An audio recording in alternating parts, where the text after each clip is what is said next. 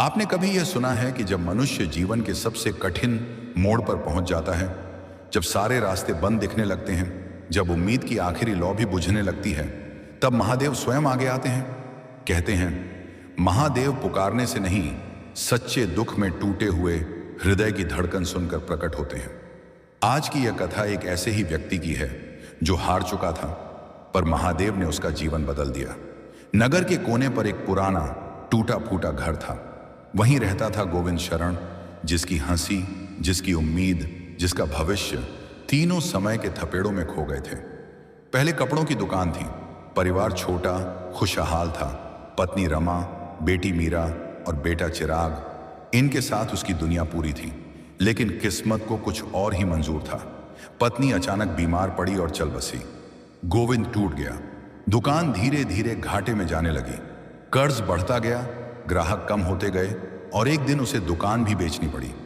अब वह दिहाड़ी मजदूरी करता था, सुबह से शाम तक ईंटें ढोता, लेकिन घर लौटकर अपनी बच्चों का चेहरा देखकर उसका दिल रो पड़ता। एक रात उसने आसमान की ओर देखा और बोला, हे महादेव, सब कहते हैं कि आप दीनों के नाथ हैं, पर क्या मैं आपका पुत्र नहीं? मेरी पुकार क्यों नहीं सुनते? उसकी आवाज हवा में खो गई। उसे लगा महादेव ने भी मुंह मोड़ लिया। एक सोमवार की सुबह वह नदी किनारे बैठा था, थका हुआ, टूटा हुआ और निराश। उसने सोचा, अब मैं किससे उम्मीद रखूं, किससे कहूं अपना दर्द? तभी किसी ने उसके कंधे पर हाथ रखा। उसने मुड़कर देखा, एक साधु खड़ा था, जटाई शिव की तरह, आंखों में समुद्र जैसी शांति, देह पर हल्की भस्म। साधु बोले, क्यों रो रहा है बेटा? गोविंद बोला, भगवान भी अब मेरी नहीं सुनते, मैं हार चुका हूं बाबा। साधु मुस्कुराए, महादेव हारने वालों को नहीं, टूटकर भी चलने वालों को उठाते हैं। तू बस उनसे जुड़ जा। गोविंद ने थके स्वर में पूछा, कैसे? साधु ने कहा, आज से हर सोमवार शिवलिंग पर जल चढ़ा। भोजन न मिले, दुख आए, पर एयूएम नमः शिवाय कहना मत छोड़ना। यह मंत्र पत्थर को शिव बना देता है। तेरे दुख क्या हैं? गोविंद ने कहा, क्या महादेव मेरी सुनेंगे? साधु ने उसके सिर पर हाथ रखा, वे पहले से सुन रहे हैं, बस तूने बोलना बंद कर दिया था। गोविंद जैसे थर्रा गया। जब उसने फिर देखा, साधु गायब थे, जैसे हवा में घुल गए हों। उसका दिल बोला, क्या यह महादेव का संकेत था? अगले सोमवार वह सुबह सुबह मंदिर पहुंचा। कांपते हाथों से लोटे का जल शिवलिंग पर चढ़ाया। आंखें भर आईं। भोलेनाथ, मुझे जीने का रास्ता दिखा दो, मेरे बच्चों को मत सताओ, उनका अपराध क्या है? जैसे ही उसने जल चढ़ाया, एक शांति उस पर उतरने लगी। वह वहीं बैठ गया, मंत्र जपने लगा, एयूएम नमः शिवाय, एयूएम नमः शिवाय। और अजीब बात, महीनों बाद पहली बार उसे लगा किसी ने उसके भीतर रोशनी की एक लौ जला दी है। उस दिन शाम को जब वह काम पर जा रहा था, सड़क किनारे राख में कुछ चमकता दिखा। चोरों ने फेंकी हुई एक छोटी थैली थी। उसमें था एक छोटा सा चांदी का कड़ा और कुछ 100 रुपये। वह समझ गया, यह मेरे लिए नहीं, मेरे बच्चों के लिए है। उसने कोई लालच नहीं किया। उस पैसे से सिर्फ बच्चों का दूध और दवा खरीदी, और जब दवा मीरा ने पी, उसकी तबीयत अचानक सुधरने लगी। वह कांप गया। क्या यह महादेव की कृपा है? हर सोमवार वह जल चढ़ाता और धीरे धीरे उसके जीवन में बदलाव आने लगा। एक दिन काम करते वक्त शहर के एक प्रतिष्ठित उद्योगपति राजवीर मल्होत्रा वहां आए। उन्होंने गोविंद को देखा। तुम रोज मेहनत करते हो, कभी शिकायत नहीं करते? गोविंद ने शांत स्वर में कहा, शिकायत क्यों करूं? महादेव ने सांस दी है, यही काफी है। राजवीर प्रभावित हो गए। कल से मेरे कारखाने में काम करोगे, पर मजदूरी नहीं, निगरानी का काम, तनख्वाह दोगुनी। गोविंद की आंखें भर आईं। वह घर लौटा और शिवलिंग के सामने बैठकर बोला, भोलेनाथ, आपने मेरी पुकार सुन ली। कुछ महीनों में गोविंद की हालत सुधरने लगी। बच्चे अच्छे स्कूल में पढ़ने लगे। घर में पहले वाली हंसी लौट आई। एक रात वह सो रहा था, अचानक सपने में एक दिव्य प्रकाश उसके सामने 3000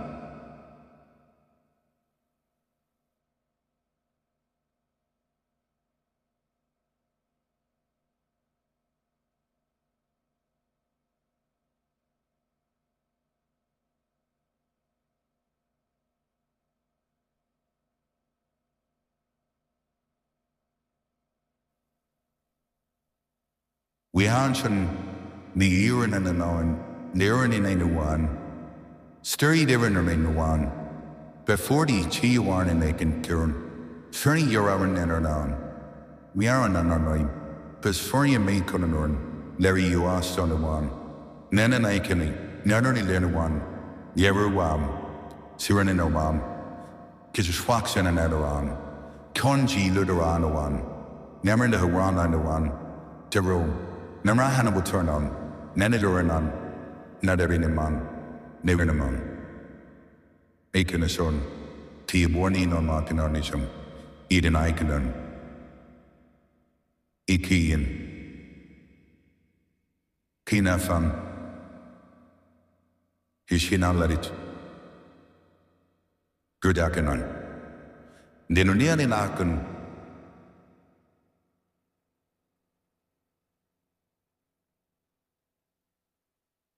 आया। प्रकाश से एक आकृति उभरी, जटाओं में चांद, कंठ में सर्प, भस्मधारी शरीर। महादेव ने कहा, गोविंद, तूने हार नहीं मानी, इसलिए मैं तुझे उठाने आया हूं। तेरी भक्ति ने मुझे बांध लिया, अब से तेरे घर में कभी अंधेरा नहीं होगा। गोविंद कांपता हुआ बोला, भोलेनाथ, मैं योग्य नहीं। शिव मुस्कुराए, जो खुद को योग्य नहीं समझता उसे ही मैं अपना बनाता हूं। गोविंद रोते रोते महादेव के चरणों में गिर गया और उसी क्षण उसका जीवन बदल गया। अब गोविंद हर सोमवार सिर्फ पूजा नहीं करता था, बल्कि गरीबों को भोजन कराता, बीमारों की मदद करता। लोग कहते, एक समय यह आदमी टूटा हुआ था, अब यह दूसरों का सहारा बन गया है। गोविंद हमेशा एक ही बात कहता, मैं नहीं, मेरे जीवन में शिव उतर आए हैं। जो महादेव के भरोसे जीता है, उसके साथ कोई बुरा नहीं हो सकता। आज भी कहा जाता है, उस शहर में जिसकी भी किस्मत रुक जाती थी, वह गोविंद से मिलने जाता था, और गोविंद मुस्कुराकर बस इतना कहता, सोमवार को शिवलिंग पर जल चढ़ाओ। महादेव देर से देते हैं, पर जब देते हैं तो जीवन ही बदल देते हैं। और सच में जो श्रद्धा से सुनता था, उसके जीवन के दुख धीरे धीरे पिघलने लगते। यदि आप चाहें तो मैं इसी कथा का अगला विशाल भाग लिख सकता हूं, जहां महादेव स्वयं गोविंद के घर आते हैं और उसे एक दिव्य वरदान देते हैं जो पूरी वंश परंपरा को बदल देता है। गोविंद शरण उस दिन मंदिर से लौटते समय रास्ते भर यही सोच रहा था कि आखिर महादेव ने उसके सपने में आकर क्यों कहा कि अब उसके घर में अंधेरा नहीं रहेगा। उसके कदम हल्के लग रहे थे, दिल में अजीब सी शांति थी और मन में एक ऐसी ऊर्जा थी जो उसने वर्षों से महसूस नहीं की थी। घर की देहरी पर पहुंचते ही उसके दोनों बच्चे मीरा और चिराग दौड़कर उसे लिपट गए। बाबा, आज दूध लाए? गोविंद मुस्कुराया और बोला, हाँ बेटा, आज तो महादेव ने इतना दिया है कि दूध भी है, दवा भी है और मिठाई भी। बच्चों की आंखों में खुशी चमक उठी। मीरा ने पूछा, बाबा, आज आप इतने खुश क्यों हो? गोविंद ने उसके सिर पर हाथ फेरते हुए कहा, क्योंकि महादेव ने कहा है कि अब सब ठीक होगा। रसोई में चूल्हा जल रहा था और पहली बार महीनों बाद गोविंद को लगा कि उसके घर में सिर्फ आग नहीं, उम्मीद भी जल रही है। रात को जब बच्चे सो गए, गोविंद घर के बाहर चारपाई पर बैठा आसमान की ओर देखने लगा। हवा में ठंडक थी, पर उसके भीतर एक गर्माहट थी, किसी अदृश्य शक्ति की उपस्थिति। तभी अचानक हवा का झोंका आया और उसके सामने रखी लालटेन की लौ तेज हो गई। गोविंद चौंक उठा। उसने देखा कि सामने रास्ते पर कोई खड़ा है, एक लंबी झटाओं वाला साधु। वही स्वरूप, वही भस्म, वही शांति जो उसने सपने में देखी थी। गोविंद खड़ा हो गया। आप कौन? साधु धीमे स्वर में बोले, जिसे तू पुकार रहा था वही आया हूं, पर डर मत, मैं तेरी परीक्षा लेने नहीं आया, तेरी राह दिखाने आया हूं। गोविंद के गले से आवाज नहीं निकली। क्या आप वही हैं जिनको मैंने सपने में देखा था? साधु मुस्कुराए। सपना था या सत्य, यह क्या तू नहीं समझ पाया? मनुष्य सपनों में वही देखता है जो सत्य उसे पुकार रहा होता है। गोविंद एक पल के लिए निशब्द हो गया। भोलेनाथ, क्या यह आप हैं? साधु ने उसके निकट आकर उसके कंधे पर हाथ रखा। आंखों की गहराई में वह चमक थी जो पहाड़ों की गुफाओं में तपने वाले योगियों की होती है। अगर तू समझना चाहे तो मैं ही हूं, अगर न समझ पाए तो मैं सिर्फ एक साधु हूं। निर्णय तेरे विश्वास का है। गोविंद की आंखों से आंसू बहने लगे। आप मेरे घर ऐसे इतनी रात में? साधु बोले। जहां दुख होता है वहां आना मुझे अच्छा लगता है। पर्वतों पर बैठकर समाधि में रहना आसान है, पर मनुष्य के मन को संभालना कठिन, और यही मुझे प्रिय है। गोविंद फूट पड़ा। वह साधु के पैरों में गिर गया। मेरे दुख क्यों खत्म नहीं होते थे? मैंने इतना सहा, इतना टूटा, पर कोई सहारा नहीं मिला। साधु ने उसे उठाया। उनकी आवाज गहरी पर कोमल थी। दुख खत्म नहीं होते क्योंकि मनुष्य बार बार उसी बात को पकड़कर बैठा रहता है जिसे छोड़ना होता है। तूने अपने दुखों को पकड़ रखा था, इसलिए वे तेरे साथ चिपके रहे। अब छोड़ देना। अब तेरे जीवन में नया अध्याय शुरू होना है। गोविंद बोला, पर मैं क्या करूं? साधु ने उसकी आंखों में देखते हुए कहा, बस सत्य के मार्ग पर चल। सत्य से दूर होगा तो संकट आएंगे, सत्य के पास लौटेगा तो मैं स्वयं चलकर आ जाऊंगा। गोविंद ने पूछा, क्या मेरा दुख अब सच में कम होगा? उनकी आवाज में ऐसी शक्ति थी कि गोविंद का हृदय कांप उठा। मैंने कहा ना, अब तेरे घर में अंधेरा नहीं रहेगा, पर याद रख, प्रकाश तभी टिकता है जब मन में ईमान हो, कर्म में पवित्रता हो और दिल में विश्वास हो। इतना कहकर साधु जाने लगे। गोविंद ने तुरंत कहा, रुकिए, मैं आपके लिए कुछ ला दूं? दूध? पानी? साधु हंस पड़े। मैं प्यासा नहीं, मैं तो तुझ जैसे लोगों की प्यास बुझाने आया हूं। पर एक बात याद रखना, आने वाले दिनों में तुझे एक बड़ा निर्णय लेना होगा। वही निर्णय तेरी किस्मत तय करेगा। गोविंद ने पूछा, कैसा निर्णय? साधु बोले, जब समय आएगा तू समझ जाएगा। इतना कहकर वह रात की धुंध में विलीन हो गए। गोविंद देर तक उसी दिशा में देखता रहा जहां वे गायब हुए थे। उसके भीतर पहली बार लगा कि वह अकेला नहीं है। अगली सुबह जब वह उठा, घर में एक अलग ही हल्की खुशबू थी, चंदन, धूप और भस्म की। वह समझ गया, साधु रात में आए थे, यह कोई भ्रम नहीं था। उस दिन से उसके जीवन में छोटे छोटे चमत्कार होने लगे। जहां पहले मजदूरी के लिए संघर्ष करना पड़ता था, अब खुद लोग उसे बुलाने लगे। एक दिन वही उद्योगपति राजवीर मल्होत्रा फिर उसके पास आए। उन्होंने कहा, गोविंद जी, आपके अंदर एक अलग ही ईमानदारी है।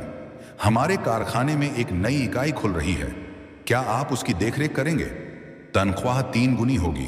गोविंद को लगा जैसे यह सब सपना है, पर उसने उसी क्षण शिवलिंग के सामने हाथ जोड़कर कहा, महादेव, यह आपका ही दिया हुआ है। शाम को जब वह काम से लौटा तो मीरा बोली, बाबा, आज स्कूल में टीचर ने कहा कि मेरी पढ़ाई बहुत अच्छी हो गई है। चिराग ने भी कहा, बाबा, मुझे आज पुरस्कार मिला है। गोविंद ने दोनों को गले लगा लिया। उसका दिल भर आया। उसे समझ आ गया, यह महादेव की कृपा का प्रभाव है। लेकिन अध्याय यहीं खत्म नहीं हुआ। असल चमत्कार तो अभी होना बाकी था। उसी रात वह फिर वहीं साधु उसके सपने में आए। इस बार उनकी आंखों में गहरा तेज था। साधु ने कहा, तूने पहला दौर पार कर लिया, पर अब तुझे एक परीक्षा से गुजरना होगा जिसमें तेरा मन कांपेगा, तेरी भावनाएं टूटेंगी, पर यदि तू सत्य का साथ देगा तो मैं स्वयं तेरे घर आऊंगा, प्रत्यक्ष, बिना माया जाल, बिना रूप बदले। गोविंद कांप गया। कौन सी परीक्षा? साधु बोले, कल एक व्यक्ति आएगा, उसके मन में लालच होगा, वह तुझे झूठ बोलकर धन देना चाहेगा। यदि तू धन ले लेगा तो मैं तुझसे दूर हो जाऊंगा। यदि तू सत्य चुनेगा तो तेरी किस्मत का ताला खुल जाएगा। गोविंद ने डरते हुए कहा, क्या यह परीक्षा कठिन है? साधु बोले, मनुष्य के लिए कठिन, पर भक्त के लिए सरल। जिसके पास AUM नमः शिवाय है, उसे कौन हरा सकता है? गोविंद ने सवाल किया। और अगर मैं परीक्षा में सफल हुआ तो? साधु मुस्कुराए, तो वह दिन मैं स्वयं तेरे घर में डमरू बजाऊंगा, तेरी आंखों के सामने, और तुझे वह वरदान दूंगा जो तेरे पूरे वंश को बदल देगा। गोविंद हतप्रभ रह गया। वरदान? कैसा वरदान? साधु की आवाज गर्जना जैसी हुई। ऐसा वरदान जिसे पाने के लिए तपस्वी पर्वतों पर तप करते हैं, और तू इसे घर बैठे पाएगा, पर शर्त एक ही, सत्य। गोविंद का हृदय तेजी से धड़कने लगा। वह पूछना चाहता था, पर तभी साधु गायब हो गए और सपने का प्रकाश मंद पड़ गया। गोविंद उठकर बैठ गया। उसके चेहरे पर पसीना था, पर मन में एक दृढ़ता थी, मैं सत्य नहीं छोड़ूंगा, चाहे कुछ भी हो जाए। उसने उसी रात शिवलिंग पर फूल चढ़ाए और बोला, भोलेनाथ, मैं आपकी परीक्षा में खरा उतरने का वचन देता हूं। अगली सुबह सूरज उगने से पहले उसके दरवाजे पर दस्तक हुई। वह बाहर निकला। सामने एक आदमी खड़ा था। चुनरी गले में, हाथ में कपड़े का बैग। उसने कहा, गोविंद जी, मैं एक व्यापारी हूं। मुझे पता चला कि आप कल कारखाने में नए पद पर रखे गए हैं। मैं चाहता हूं कि आप मेरे सामान को कारखाने में एंट्री दिलवा दें। मैं आपको बदले में कुछ देना चाहता हूं। गोविंद समझ गया, यह वही परीक्षा थी जिसका साधु ने जिक्र किया था। व्यापारी मुस्कुराया, ये लीजिए 50,000 रुपए, बस थोड़ा सा सहयोग चाहिए। गोविंद की आंखें पल भर के लिए फैल गईं। इतना पैसा जिसकी उसने कभी कल्पना भी नहीं की थी। व्यापारी बोला, कोई नहीं जानेगा, आपके बच्चों का भविष्य बन जाएगा। सोचिए, गोविंद का हृदय 1000 रुपए, बस थोड़ा सा सहयोग चाहिए। गोविंद की आंखें पल भर के लिए फैल गईं। इतना पैसा जिसकी उसने कभी कल्पना भी नहीं की थी। व्यापारी बोला, कोई नहीं जानेगा, आपके बच्चों का भविष्य बन जाएगा। सोचिए, गोविंद का हृदय तेजी से धड़कने लगा। उसने आसमान की ओर देखा, मानो महादेव उसे देख रहे हों। उसने धीरे से कहा, मैं गरीब हूं पर बिकाऊ नहीं। सत्य मेरा है और मैं सत्य का। आपका पैसा वापस ले जाइए। मुझे महादेव पर विश्वास है, जो वे देंगे वही स्वीकार करूंगा। व्यापारी चौंक गया, तुम पागल हो, इतनी गरीबी में ईमान? गोविंद ने दृढ़ स्वर में कहा, ईमान ही तो मेरी संपत्ति है। व्यापारी गुस्से में चला गया। गोविंद के हाथ कांप रहे थे, लेकिन भीतर एक आग थी, धर्म की आग। वह भीतर गया, शिवलिंग के सामने बैठ गया, आंखें बंद करके कहा, भोलेनाथ, मैंने आपकी परीक्षा में सत्य चुना है। अब आप जैसा उचित समझें वैसा करें। और तभी अचानक घर के आंगन में एक ऐसी दिव्य सुगंध फैलने लगी जो उसने पहले कभी महसूस नहीं की थी। चंदन, धूप, कमल, बेल, सब एक साथ। हवा स्थिर हो गई। चारपाई पर पड़ी हुई लालटेन की लौ एकदम सीधी खड़ी हो गई। दरवाजे की घंटी अपने आप बजने लगी और अगले ही पल गोविंद को ऐसा लगा कि कोई प्रकाश उसके घर में उतर रहा है। इतना तेज, इतना दिव्य कि उसकी आंखें खुद ब खुद झुक गईं। उसे सुनाई दिया डमरू की धीमी ध्वनि और वह कांपते हुए उठ खड़ा हुआ। भोले नाथ! डमरू की वह गूंज कोई साधारण ध्वनि नहीं थी। वह जैसे उसके पूरे घर की हवा को कंपन में बदल रही थी। गोविंद की देह कांप रही थी, पर मन में अजीब शांति थी।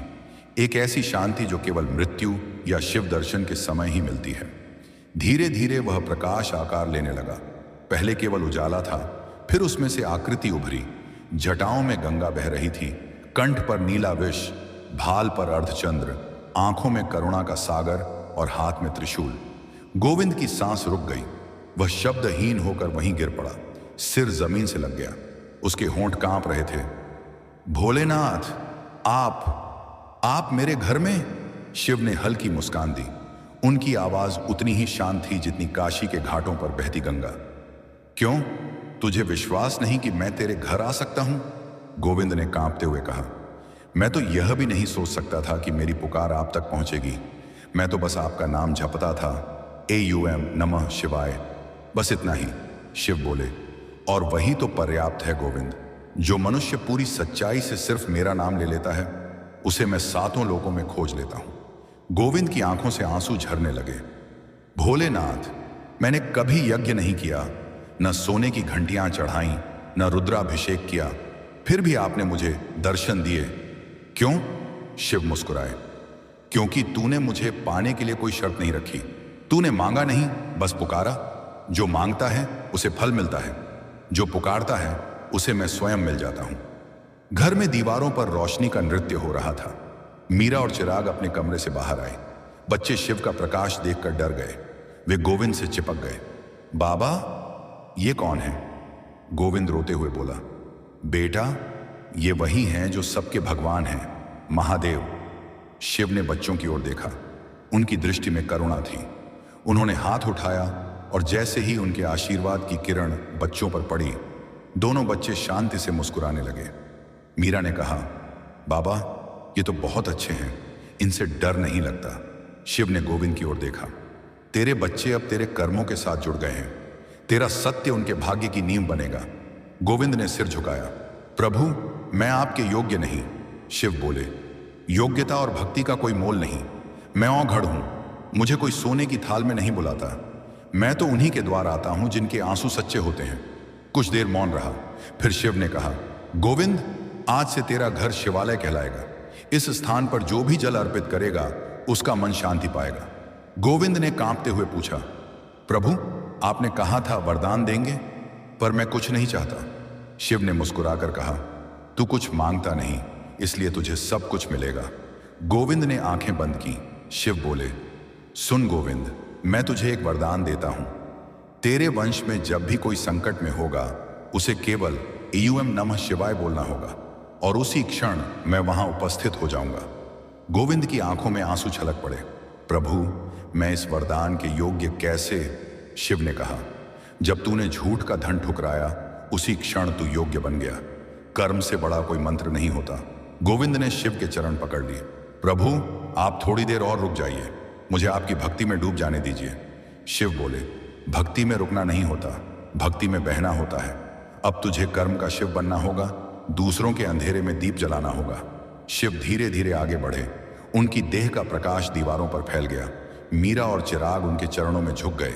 शिव ने बच्चों को आशीर्वाद दिया, तुम्हारा जीवन सत्य का होगा, तुम किसी से डरना मत, शिव तुम्हारे साथ हैं। फिर उन्होंने गोविंद की ओर देखा। तेरा घर अब साधारण नहीं, यह वह स्थान है जहां शिव ने अपने भक्त को गले लगाया। यहां जो भी आएगा उसे शांति और विश्वास मिलेगा। जैसे ही उन्होंने त्रिशूल से जमीन को छुआ, वहीं से जल फूट पड़ा। शुद्ध, ठंडा, पारदर्शी जल, शिव गंगा का स्पर्श। गोविंद विस्मय में डूब गया। प्रभु, यह क्या है? शिव बोले, तेरे घर की भूमि अब पवित्र हो गई। इस जल से तेरे वंश का कोई भी व्यक्ति स्नान करेगा तो उसके सारे पाप धुल जाएंगे। गोविंद रोने लगा। प्रभु, आपने मेरे जैसे तुच्छ मनुष्य को इतना बड़ा आशीर्वाद दिया। शिव मुस्कुराए, तुच्छ कोई नहीं होता, जो सत्य में जीता है वह शिव में जीता है। अब मैं चलता हूं। गोविंद चिल्लाया, प्रभु, एक वचन दीजिए, आप मुझे भूलेंगे नहीं? शिव ने हल्की मुस्कान दी। मैं उस भक्त को कैसे भूल सकता हूं जिसने मुझे दिल से पुकारा? भूल मैं नहीं सकता, भूल मनुष्य करता है। फिर वे धीरे धीरे प्रकाश में लीन होने लगे। उनके जाने के बाद भी डमरू की ध्वनि देर तक गूंजती रही। पूरा घर भस्म की सुगंध से भर गया।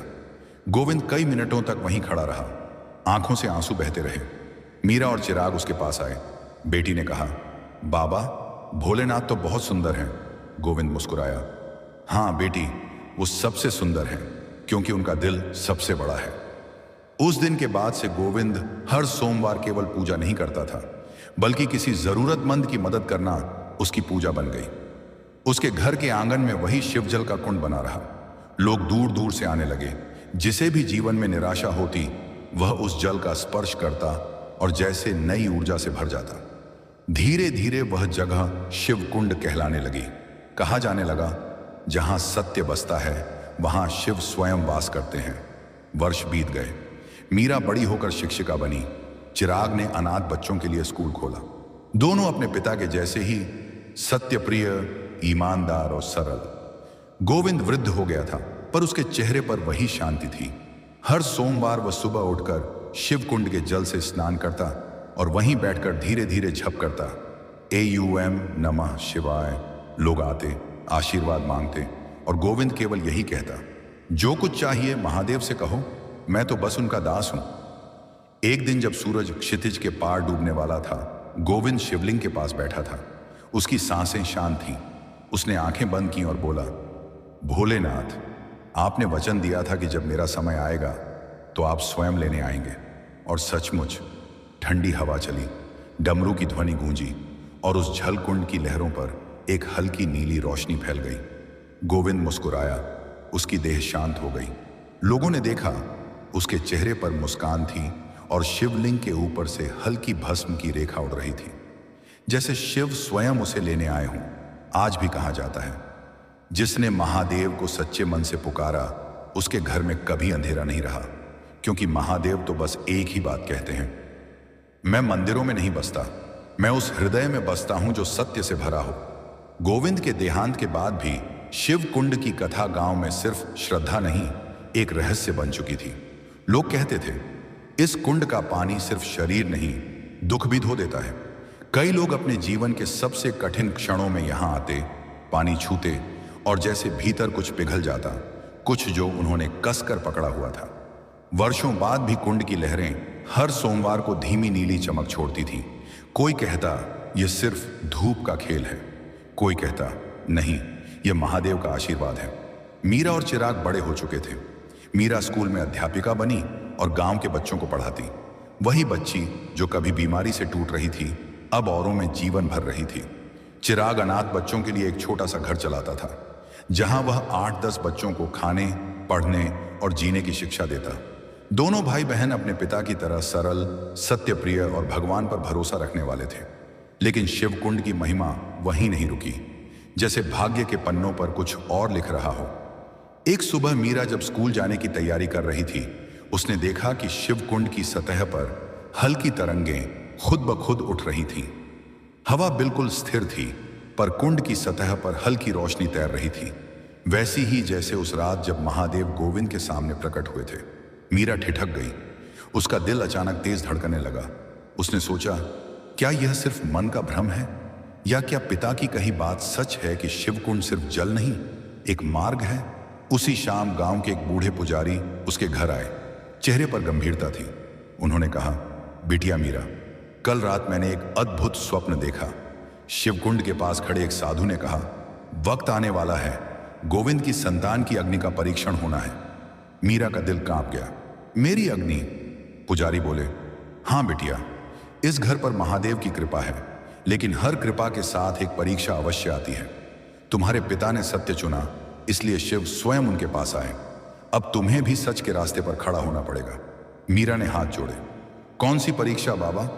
पुजारी ने कहा, यह तो महादेव ही जाने, पर सावधान रहना, कभी कभी सत्य की सबसे कठिन परीक्षा हमारे दिल पर ही आती है। उस रात मीरा देर तक सो नहीं पाई। वह पिता की तस्वीर के सामने बैठी रो पड़ी। बाबा, मैंने कभी कोई बड़ा काम नहीं किया, मैं सिर्फ बच्चों को पढ़ाती हूं, मेरी कैसी परीक्षा? लेकिन उसकी पुकार का कोई उत्तर नहीं आया। बस हवा का धीमा झोंका, जैसे किसी अनकहे संकेत की तरह, उसके गालों को छू गया। कुछ दिन बीते। फिर एक शाम गांव में एक बड़ी घटना हुई। एक धनवान जमींदार जगदीश चौहान, जो गांव में सबसे ताकतवर और प्रभावशाली व्यक्ति था, अपनी 8 साल की बेटी राधा के साथ शिवकुंड पर आया। राधा महीनों से किसी अजीब बीमारी से जूझ रही थी। बड़े शहरों के डॉक्टर भी कारण नहीं समझ पाए। अचानक दौरे पड़ते, कभी अनियंत्रित रोना, कभी कई घंटों तक नींद का ना आना। चौहान का अहंकार टूट चुका था। उसने पहली बार जीवन में किसी से विनम्रता से कहा, मीरा बिटिया, मुझे सुनने में आया है कि यह कुंड चमत्कार करता है। क्या तुम मेरी बेटी को थोड़ा सा जल दे सकती हो? मीरा ने प्यार से कहा, चाचा, यह चमत्कार नहीं, विश्वास का स्थान है, लेकिन यह जल आपकी बेटी को अवश्य शांति देगा। मीरा शिवकुंड के पास गई। जैसे ही उसने जल स्पर्श किया, पानी की सतह पर हल्की चमक फैल गई, जैसे किसी ने उसे भीतर से छुआ हो। उसने कप में जल भरकर राधा को दिया। राधा ने वह जल पिया और कुछ ही क्षणों में उसकी आंखें शांत होने लगीं। उसका शरीर ढीला पड़ गया। अचानक वह मीरा से लिपट कर रोने लगी। दीदी, जो आवाजें मुझे डराती थीं, अब वो नहीं आ रही। जगदीश चौहान के चेहरे पर आंसू बह निकले। बिटिया, यह कुंड सच में पवित्र है। तुम्हारे पिता धन्य हैं, तुम धन्य हो। मैं तुम्हारा एहसान कभी नहीं भूलूंगा। मीरा ने धीरे से कहा, चाचा, यह मेरा नहीं, महादेव का आशीर्वाद है। लेकिन यही घटना गांव के कुछ लालची लोगों को बेचैन करने लगी, विशेषकर रघुनाथ, जो चौहान का दुश्मन था और कुंड की जमीन पर नजर रखता था। वह बोला, यह क्या बकवास है? पानी चमकता है, बच्चे ठीक हो जाते हैं, सब ढोंग है। यह कुंड गांव की जमीन है, इसे बेचकर बड़ा रिसोर्ट बन सकता है। मैं प्रबंधक बनूंगा, फायदा ही फायदा। उसकी पत्नी ने चेताया, रघु, उस कुंड के पास अजीब चीजें होती हैं। गोविंद बाबू ने उसे छुआ था, वह साधारण जगह नहीं। रघुनाथ हंसा। महादेव आए थे, डमरू बजा था। अंधविश्वास की दुकानें मत खड़ी कर। उस रात रघुनाथ ने एक बड़ा फैसला किया। वह शिव कुंड को हड़पने की चाल चलने वाला था। अगली सुबह पंचायत में उसने प्रस्ताव रखा, यह कुंड गांव का है, इसे बेचकर शहर की कंपनी को दे दें। गांव में पैसा आएगा, सड़क बनेगी, स्कूल बनेगा। कुछ लोग लालच में आ गए, कुछ डर गए, बाकी चुप रहे। लेकिन मीरा खड़ी हुई। उसकी आवाज शांत पर दृढ़ थी। यह जमीन गांव की नहीं, यह महादेव की है। यह वह स्थान है जहां उन्होंने मेरे पिता को दर्शन दिए थे। जो जगह भगवान ने पवित्र की हो, उसे मनुष्य के लालच से बेचना पाप है। रघुनाथ हंसा ओह, तो अब भगवान तुम्हारे घर के किराएदार हैं। गांव में खुसफुसाहट होने लगी। मीरा की आंखें भर आईं, पर आवाज अडिग रही। हाँ, अगर वह भूमि मेरे पिता को वरदान देकर पवित्र कर गए तो मैं उसे किसी इंसान के पैरों तले नहीं गिरने दूंगी। रघुनाथ गुस्से से बोला, तो फिर कल सुबह मैं खुद बुलडोजर लाऊंगा, देखता हूं कौन रोकता है। वहां मौजूद लोग डर गए। चौहान आगे आया। रघुनाथ, तुम हद पार कर रहे हो। रघुनाथ चिल्लाया, तू अमीर है, अपनी बेटी ठीक हो गई तो अब भक्ति सूझने लगी। मैं नहीं मानता, यह सब नाटक है। मीरा ने देखा, सत्य फिर से परीक्षा लेने आया है, और इस बार परीक्षा उससे भी कठोर होगी जो उसके पिता को मिली थी। उस रात वह शिवकुंड के पास पहुंची। चांदनी पूरे पानी में फैल रही थी। हल्की हल्की चंद्र छाया पानी पर नृत्य कर रही थी। वह घुटनों के बल बैठ गई। भोलेनाथ, मैं क्या करूं? रघुनाथ कल बुलडोजर लाने वाला है। अगर वह कुंड को तोड़ देगा तो यह जगह, आपकी यह कृपा, सब कुछ नष्ट हो जाएगा। हवा अचानक ठंडी हो गई। पानी की सतह पर गुलाबी नीली तरंगें उठी। मीरा ने आंखें बंद कर लीं। उसकी आत्मा कांप रही थी। महादेव, आपने बाबा से कहा था कि उनका वंश संकट आए तो पुकार ले। मैं उसी वंश की बेटी हूं। आज मैं पुकार रही हूं। आ जाइए बाबा, इस जगह को बचा लीजिए। कुछ क्षण मौन रहा। फिर पानी की गहराई से एक धीमी सी डमरू ध्वनि उठी। बहुत क्षीण पर असंभव नहीं। मीरा के आंसू बह निकले। आप सुन रहे हैं? मतलब आप आएंगे? कोई उत्तर नहीं, सिर्फ हवा में धूप और भस्म की सुगंध।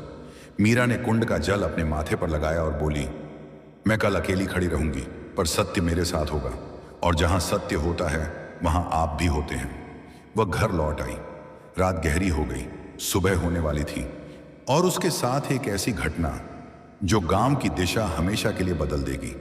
सुबह का पहला उजाला अभी आकाश में फैला भी नहीं था कि गांव की गलियों में एक अजीब सी बेचैनी तैरने लगी। लोग अपने आंगनों के बाहर खड़े थे। कुछ की नजरें अंतहीन इंतजार में शिवकुंड की दिशा में टिकी थी। हर कोई देखना चाहता था कि आज क्या होने वाला है। क्या सत्य जीतेगा या अहंकार? मीरा रात भर सो नहीं पाई थी। वह समय समय पर जागती, पिता की तस्वीर देखती, उनके शब्द कानों में गूंजते। सत्य पर खड़े रहना कठिन है, पर वही शिव तक पहुंचाता है। सूरज निकलने से पहले ही वह उठ गई। साधारण सफेद साड़ी पहनी, माथे पर शिवकुंड का जल लगाया और घर के बाहर दीपक जलाकर बोली, भोलेनाथ, आज मैं अकेली नहीं हूं। आपका विश्वास मेरे साथ है। उसकी आंखों में डर नहीं था, बस दृढ़ता थी। वह शिवकुंड की ओर चली। गांव के कुछ लोग पीछे पीछे चलने लगे। कोई उसके समर्थन में था, कोई तमाशा देखने आया था, और कुछ उसके साहस पर चकित थे।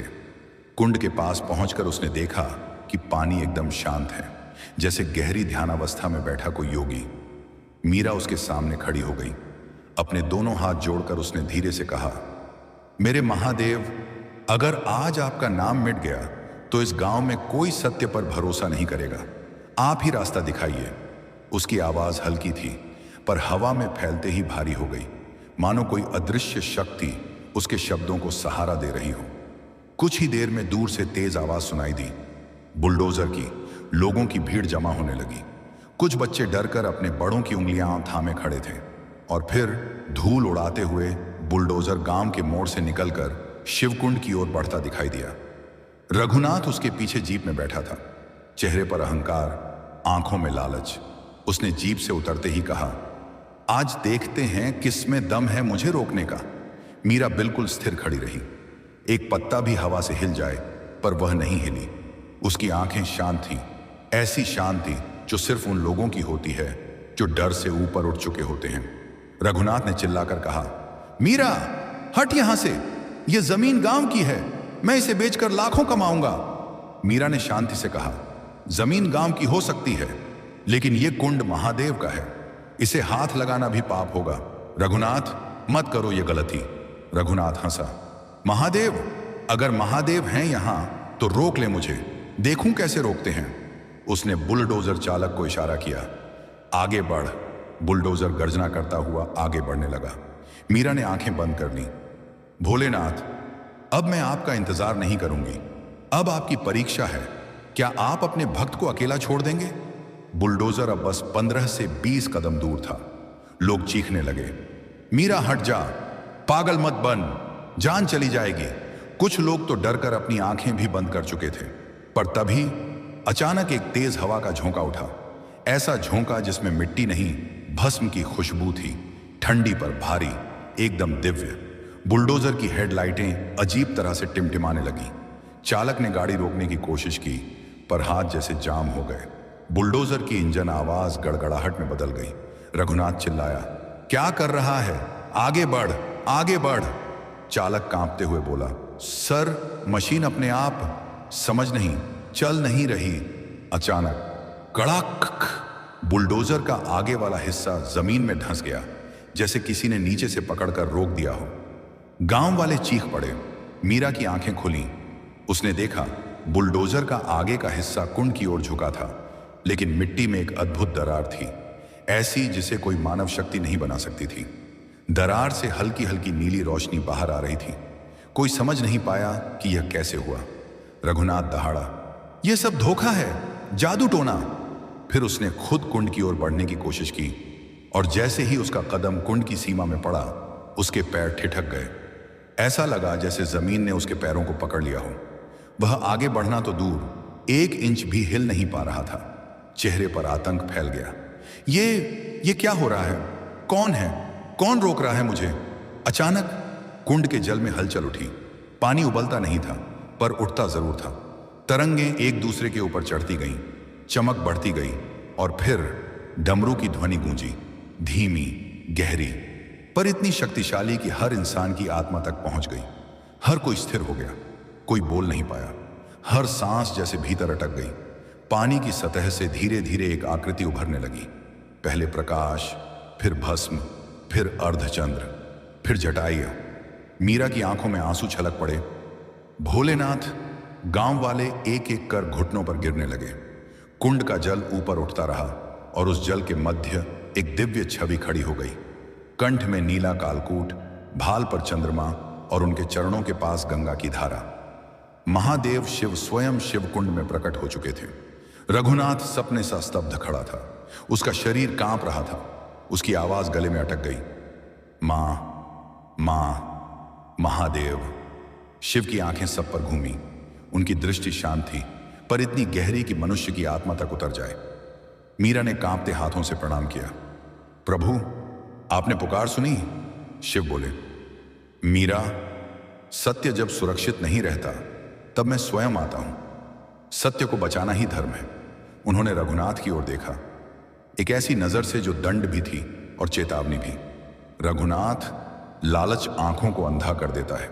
तूने पवित्र भूमि को अपवित्र करने का विचार किया, क्योंकि तेरा मन अपवित्र था। रघुनाथ रो पड़ा, महादेव, मैं मूर्ख था, क्षमा करें प्रभु। मैं, शिव की आवाज गहरी हुई, पाप का फल मिलना ही चाहिए, पर तेरे भीतर अभी भी एक चिंगारी है, और जब तक चिंगारी है, आशा है। उन्होंने त्रिशूल जमीन में गाड़ा। जैसे ही त्रिशूल जमीन से टकराया, कुंड की पूरी भूमि चमकने लगी। शिव बोले, अब यह कुंड किसी मनुष्य की जमीन नहीं रहेगा, यह शिव भूमि है। जो भी इस कुंड की ओर बुरी नीयत से बढ़ेगा, उसके कदम स्वयं रुक जाएंगे। ये मेरा वचन है। मीरा रो पड़ी। गांव वाले हाथ जोड़कर रोने लगे। रघुनाथ पूरी तरह टूट चुका था। उसके भीतर का अहंकार जैसे मर चुका था। शिव ने उसकी ओर हाथ बढ़ाया। रघुनाथ, तूने गलती की, पर मैं औघड़ हूं, मैं कण कण में करुणा हूं। रघुनाथ फूट पड़ा, प्रभु, मैं बदल जाऊंगा। सॉरी प्रभु, कृपा करें। शिव बोले, बदलना मत, सुधरना, और सुधरना मत, सत्य बनना। फिर शिव ने मीरा को बुलाया। मीरा, तूने अपने पिता का वचन निभाया है। तेरे भीतर जो सत्य है, वही इस शिव कुंड की शक्ति है। उन्होंने उसके सिर पर हाथ रखा। आज से तू इस स्थान की रक्षक है। तेरी आवाज सत्य की आवाज होगी, और जहां सत्य होगा, वहां मैं भी रहूंगा। मीरा रो पड़ी, प्रभु, क्या मैं आपका योग्य हूं? शिव बोले, जो खुद को अयोग्य समझता है, वही मेरा वास्तविक भक्त है। शिव धीरे धीरे कुंड के भीतर उतरने लगे। प्रकाश मंद होने लगा। डमरू की ध्वनि धीमी पड़ी, और फिर एक अंतिम वाक्य गूंजा, सत्य को पकड़ कर रखना, मैं कभी दूर नहीं जाऊंगा। कुंड की जल लहरें शांत हो गईं। प्रकाश विलीन हो गया। महादेव अदृश्य हो चुके थे। पर उनकी उपस्थिति पूरे गांव की आत्मा में उतर चुकी थी। कहानी अभी खत्म नहीं हुई, यह तो बस शुरुआत थी, क्योंकि महादेव ने जो बीज बोया वह अब पूरे गांव के भविष्य को बदलने वाला था। महादेव के विलीन होते ही शिवकुंड और पूरा गांव इतना शांत हो गया कि जैसे किसी ने संसार की सारी ध्वनि खींचकर अपने भीतर समा ली हो। हवा तक हिल नहीं रही थी, पक्षियों ने भी अपनी उड़ान रोक दी थी, मानो समय स्वयं थम गया हो। लोगों की आंखों में आंसू थे, लेकिन वे सिर्फ भावनाओं के नहीं, किसी महान सत्य को छू लेने के आंसू थे। मीरा वहीं खड़ी थी, उसके चेहरे पर आश्चर्य और भक्ति का मिश्रण था। उसने अपने हाथ जोड़े, माथा झुकाया और उसी मिट्टी को छुआ जहां अभी कुछ ही क्षण पहले महादेव खड़े थे। धीरे धीरे गांव वाले उसके पास आए। बूढ़ा पुजारी उसके सामने आया, उसकी आंखें भीग चुकी थीं। बिटिया, यह युगों युगों का पुण्य है जो आज इस गांव को मिला। तुम धन्य हो, तुम्हारा कुल धन्य है। शिव ने जिस पर अपनी कृपा दृष्टि डाल दी, उसका जीवन कभी साधारण नहीं रहता। मीरा ने सिर झुका लिया। बाबा, मैं तो सिर्फ अपने पिता की परंपरा निभा रही थी, बाकी सब महादेव की लीला है। भीड़ में से कई महिलाओं की सिसकियां सुनाई देने लगीं। एक बोली, हमने तो सिर्फ सुना था कि देवता कभी कभी प्रकट होते हैं, पर आज हमने अपने सामने देखा है। दूसरी बोली, मीरा, अब यह कुंड सिर्फ पानी का नहीं, हमारी आत्मा का आधार है, इसे कभी नहीं छोड़ना। लेकिन सबसे ज्यादा टूटा हुआ इंसान रघुनाथ था। वह अभी तक कांप रहा था, चेहरा पीला, आंखें भय से चौड़ी, पैर जैसे किसी अदृश्य शक्ति ने पकड़ रखे हों। वह धीरे धीरे घुटनों के बल गिर गया और सिर पकड़कर रोने लगा। मीरा, मुझे क्षमा कर दो, मैंने लालच में अंधा होकर यह पवित्र स्थान नष्ट करने की सोची। महादेव ने मुझे बचा लिया, नहीं तो मैं नष्ट हो जाता। मीरा उसके पास गई, शांत स्वर में बोली, रघुनाथ, महादेव औघड़ हैं। वे दंड देकर नहीं, मार्ग दिखाकर सुधारते हैं। अगर तुम सच में बदलना चाहते हो तो इस कुंड की रक्षा का वचन दो। रघुनाथ ने रोते रोते कहा, मीरा, मैं वचन देता हूं, मैं इस कुंड का सेवक बनूंगा। यदि कोई इसे छूने भी आएगा तो मैं उसके सामने खड़ा हो जाऊंगा। मीरा ने उसकी पीठ पर हाथ रखा और कहा, यह बदलाव ही महादेव की असली कृपा है। धीरे धीरे लोग अपने घर लौटने लगे। सूरज अब ऊपर आ चुका था, पर गांव का वातावरण अब वही नहीं था। कुछ बदल चुका था, कुछ जाग चुका था, कुछ जन्म ले चुका था। मीरा घर लौटी। दरवाजा खोलते ही उसे ऐसा लगा जैसे घर की हवा भी नई बन गई हो। चंदन और भस्म की मिलीजुली महक, शायद यह वही सुगंध थी जो शिवकुंड से उठी थी। पिता की तस्वीर सामने थी। मीरा उसके चरणों में बैठ गई और रो पड़ी। बाबा, आपकी बेटी ने सत्य का साथ नहीं छोड़ा। महादेव ने मुझे अकेला नहीं छोड़ा। आपने जो विरासत मुझे दी, मैं उसे कभी टूटने नहीं दूंगी। उसके आंसू तस्वीर पर गिर रहे थे, लेकिन आश्चर्य, हर आंसू तस्वीर से छूते ही गायब हो जाता था, मानो कोई अदृश्य शक्ति उन्हें सोख रही हो। शाम को गांव की एक बैठक बुलाई गई। चौहान, पुजारी, बुजुर्ग, महिलाएं, युवक सब मौजूद थे। सबके चेहरे पर आज एक नया तेज था। चौहान बोल उठा, आज से शिवकुंड गांव की पहचान है, लेकिन इसे संभालना हमारी जिम्मेदारी है। मीरा को इसकी संरक्षक बनाया जाए, वह इसके योग्य है। लोगों की आवाज एक साथ उठी, हाँ हाँ, यही ठीक है। पुजारी उठे और घोषणा की, आज से शिवकुंड की सेवा का अधिकार मीरा को है। बिना उसकी अनुमति यहां कोई निर्माण नहीं होगा, न कोई तोड़फोड़। यह स्थान महादेव की भूमि है। मीरा ने सिर झुका लिया। उसका हृदय भारी था, जिम्मेदारी से, गर्व से, भावनाओं से। लेकिन एक बात उसे भीतर ही भीतर विचलित कर रही थी। पिता ने कहा था कि उसकी भी परीक्षा आएगी। क्या यह वही थी या अभी कुछ और बाकी था? उस रात मीरा शिवकुंड के पास लौटी। चांद की रोशनी पानी में पड़ रही थी। कुंड एकदम शांत था, पर उसकी गहराई में वह हल्की सी रोशनी अब भी तैर रही थी, जैसे शिव का आशीर्वाद अभी भी उसमें बह रहा हो। वह किनारे बैठ गई। हवा धीमे से उसके बालों को छू रही थी। उसने आंखें बंद कर लीं और मन ही मन बोली, भोलेनाथ, मैं आपकी बनाई राह पर चलूंगी। मुझे बस इतना वरदान दीजिए कि मैं कभी सत्य से न डगमगाऊं। अचानक कुंड के बीचों बीच हल्का सा तरंगित प्रकाश उठा। मीरा चौंक गई, पर आवाज शांत थी, मानो जल की गहराई उसे सुन रही हो। तभी उसे कदमों की आहट सुनाई दी। वह पलटी। रघुनाथ खड़ा था, हाथ में एक छोटा कपड़ा बांधा हुआ थैला। वह बोला, मीरा, यह तुम्हारे लिए है। जब मैं अपने पापों से शर्मिंदा होकर घर गया तो मेरी दादी ने मुझे एक चीज दी और कहा, इसे उस लड़की को दे आओ जिसके कारण आज पूरा गांव बच गया। यह हमारे कुल में पीढ़ियों से चली आ रही पवित्र चीज है। मीरा ने थैला लिया। उसमें एक छोटा सा तांबे का त्रिशूल था, बहुत पुराना किंतु शक्तिशाली प्रतीत हो रहा था। मीरा की उंगलियां कांप उठी। यह कहां से आया? रघुनाथ ने कहा। मेरी दादी ने बताया कि यह त्रिशूल उन्हें स्वप्न में शिव ने दिया था, सालों पहले, जब मैं बहुत छोटा था। उन्होंने कहा, यह एक दिन उस व्यक्ति तक पहुंचना चाहिए जो सत्य की राह पर खड़ा हो। आज मैं समझा कि वह तुम हो। मीरा स्तब्ध थी। उसने त्रिशूल को माथे से लगाया और उस क्षण उसे लगा जैसे उसके भीतर कोई तेज जगह उठा हो। रघुनाथ बोला, मीरा, मैं कसम खाता हूं कि अब मैं सच में बदल जाऊंगा। आज जो हुआ है उसने मेरी आत्मा हिला दी है। मीरा ने धीरे से कहा, महादेव किसी की आत्मा नहीं डराते रघुनाथ, वे उसे जगाते हैं। अगर तुम सच में बदलना चाहते हो तो बस एक बात याद रखना, अहंकार जल में गिरता तो है पर डूबकर मरता नहीं, वह वापस उभर भी आता है। इसलिए हर दिन स्वयं को देखना। रघुनाथ ने सिर झुका लिया। वह वापसी की राह पर चल पड़ा। मीरा ने फिर कुंड की ओर देखा। हवा ने हल्की सी ठंड भेजी। कुंड की सतह पर थिरकती रोशनी ने जैसे मीरा को संकेत दिया, यात्रा अभी खत्म नहीं हुई है। अगले कुछ दिनों में बदलाव साफ दिखने लगा। गांव में जो लोग पहले पैसा, शोहरत और शहर की तरफ भागते थे, अब वे भी शिवकुंड के पास आकर कुछ पल बैठने लगे। एक बूढ़ी महिला जिसका बेटा शहर में बीमार था, कुंड से जल लेकर गई। अगले ही दिन खबर आई कि उसका बेटा ठीक होने लगा है। एक युवा लड़का जो नशे में डूब चुका था, एक शाम कुंड के पास बैठा रोता रहा और अगले ही दिन उसने नशा छोड़ने की प्रतिज्ञा कर ली। एक किसान जिसकी फसल हर साल खराब हो जाती थी, कुंड का जल लेकर अपनी जमीन पर छिड़का और उस वर्ष उसकी फसल गांव में सबसे अच्छी निकली। लोग अब कहना शुरू कर चुके थे, शिव कुंड सिर्फ पानी नहीं है, वह महादेव की जीवित कृपा है। लेकिन जैसे जैसे कुंड की ख्याति बढ़ रही थी, वैसे वैसे दूर दूर से लोग आने लगे और जहां भीड़ बढ़ती है वहां लालच भी जन्म लेता है। एक दिन शहर से कुछ व्यापारी गांव में आए। वे महंगे कपड़े पहने हुए थे, हाथ में फाइलें, पैसों का लालच और आंखों में शातिर चमक।